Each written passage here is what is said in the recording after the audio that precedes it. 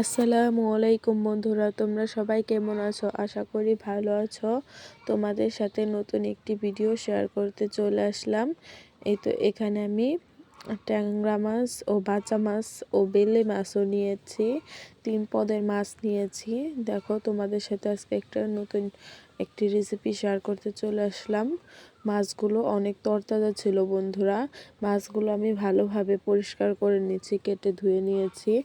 এখন আমি মাছগুলো ভালোভাবে রান্না করব। তোমরা সেই ভিডিওটির সাথেই থাকো, দেখতে পারবা। এই তো এখানে আমি কিছু সবজি কেটে নিয়েছি, যেমন আলু, বেগুন কেটে নিয়েছি।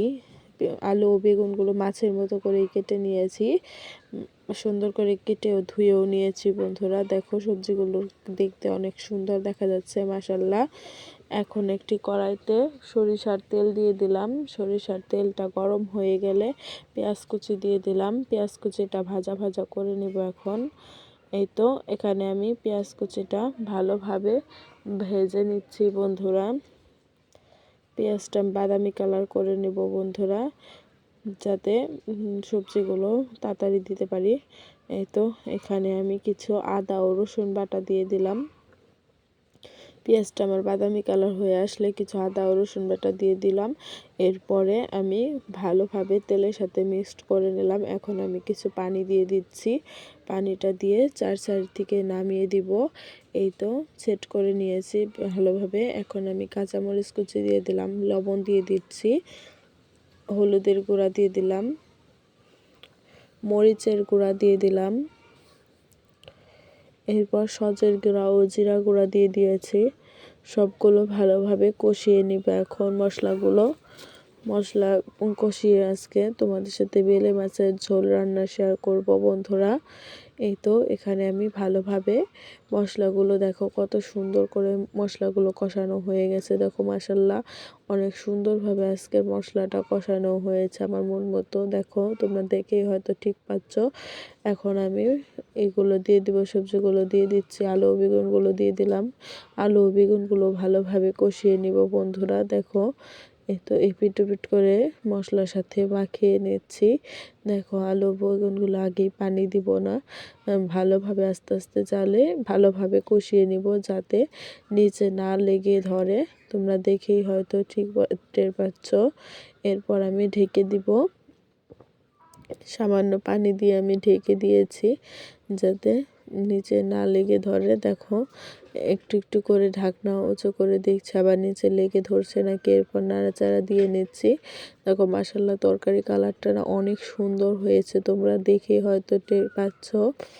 এই তো আমার তরকারিটা অনেকটাই কষানো হয়ে গেছে, তোমরা দেখেই ঠিক পাচ্ছ। পানিটাও শুকিয়ে গেছে পরিমাপ।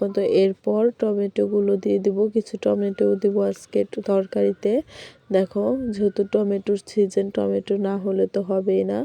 তোমরা কে তরকারিতে টমেটো দেওয়া ভালো বলো, সবাই কমেন্টে বলে যাও। কার কেমন লাগে তরকারিতে টমেটো, কমেন্টে বলে যাও। এই তো আমি টমেটো দিয়ে ভালোভাবে নাড়াচাড়া দিয়ে নিচ্ছি, যাতে নিচে না লেগে ধরে। এরপর আমি মাছগুলো দিয়ে দিলাম। মাছগুলো ভালোভাবে, বেশি কষাবো না, যেহেতু বেলে মাছ নরম মাছ, এইগুলো বেশি কষাতে হয় না। এই তো এপিট ওপিট করে সামান্য আস্তে আস্তে করে দিচ্ছি, যাতে ভেঙে না যায় বেলে মাছগুলো আমার। এই তো এইখানে আমি কয়েকটা নাড়াচাড়া দিয়ে পানি দিয়ে দিচ্ছি, তোমরা দেখে হয়তো ঠিক পাচ্ছ, নাহলে মাছগুলো হয়তো ভেঙে যেতে পারে। এর জন্য বেশি নাড়াচাড়া দিব না। দেখো, এখন আমি মাছে পানি দিয়ে দিয়েছি। এরপর আমি, দেখো, মাছে পানি দেওয়ার পর কত সুন্দর হয়েছে কালারটা, মাশাল্লাহ। তরকারিটা আমার বলক এসে গেছে বন্ধুরা, তোমরা দেখে হয়তো ঠিক পাচ্ছ। এরপর আমি 15 মিনিটের মতো তরকারিটা ভালোভাবে ফুটিয়ে নেব। যেহেতু মাছ দিয়েছি একটু দেরিতে, এর জন্য ঢাকনা দিয়ে ঢেকে দিলাম, যাতে সব সবজি, মাছ, টমেটো সব কিছু সিদ্ধ হয়ে যায়। এই তো আমি টমেটো ঢাকনা দিয়ে ঢেকে দিয়েছি ভালো করে। দেখো আমার তো তরকারিতে টমেটো অনেক পছন্দ, তোমাদের কেমন লাগে বন্ধুরা কমেন্টে বলে যাও। তরকারি টমেটো এই তো আমার হয়ে গেছে তরকারিটা, এখন আমি নামিয়ে নিব। তার আগে আমি কিছু জিরা গুঁড়া দিয়ে নিব, ভাজা জিরা গুঁড়া উপর দিয়ে ছিটিয়ে দিয়ে দিলাম বন্ধুরা। দেখো এখন আমি নামিয়ে নেব, তোমরা দেখে ঠিক পাচ্ছ। দেখো মাশাআল্লাহ তরকারি কালারটা কত সুন্দর হয়েছে, দেখো কত সুন্দর একটি কালার এসেছে। তরকারিটা অনেক ঘন হয়েছে বন্ধুরা, অনেক সুস্বাদু হয়েছিল তরকারিটা। দেখো 3 পদে মাছ দিয়ে আলু ও বেগুন টমেটো দিয়ে তোমাদের সাথে রান্না শেয়ার করলাম। কেমন লাগলো কমেন্টে বলো। এই তো আমার ভিডিওটি ভালো লাগলে সাবস্ক্রাইব করে বন্ধু হয়ে পাশে থাকো। সবাই ভালো থাকবে, সুস্থ থাকবে। আল্লাহ হাফেজ, আসসালামু আলাইকুম।